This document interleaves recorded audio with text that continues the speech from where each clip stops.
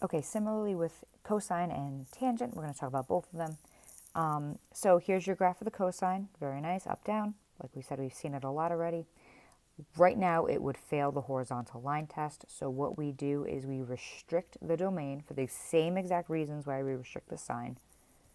So we would restrict the domain in order to pass the horizontal line test and to get all possible y values without repeating. So our restricted domain for the inverse cosine, we're going to look at 0 to pi. Okay, that's the idea. We want to cut it off. We want to cut it off from here to here. We get all the y values we're going to get, and none of them repeat. That's the idea. That's the goal. So there's the cosine graph.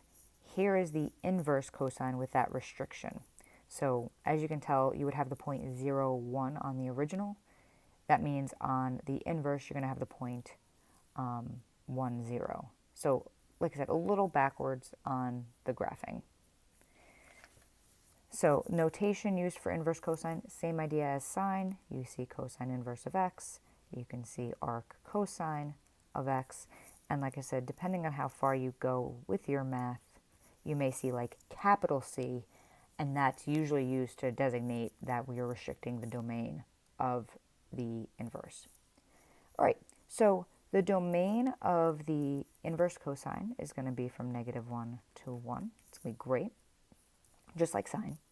Now the range is the only thing that's different. The range is going to be from 0 to pi because of how we cut cosine. So we get all the values, that's why they're in brackets, and that looks good. Tangent's almost a little bit easier because we're restricted literally by the graph, by these asymptotes. We know that the tangent graph repeats on and on forever. We get these little S shapes. And what we do is just, we take a look at like the one that we usually graph, that first one, starting at 0. And that's the one that we use.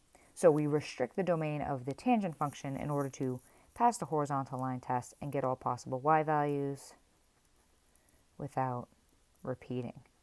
And like I said, this one's a little more intuitive because we're cutting off at the asymptotes that we have.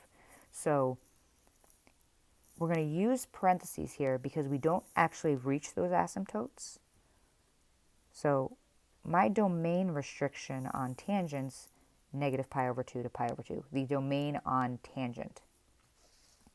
Now, if I were to flip all these points, this would be the graph that I would get. This is the graph of the inverse tangent, okay?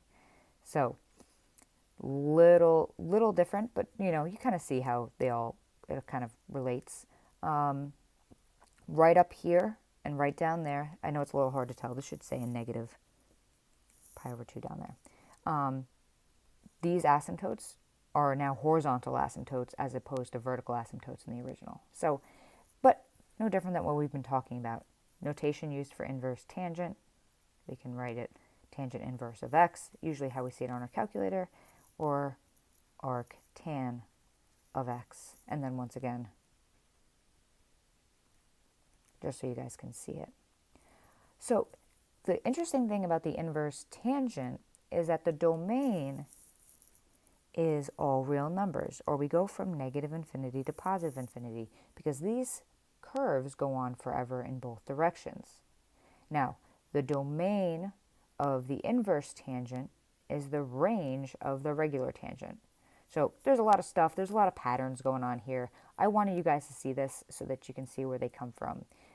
And really what we're going to do is mess around with the problems.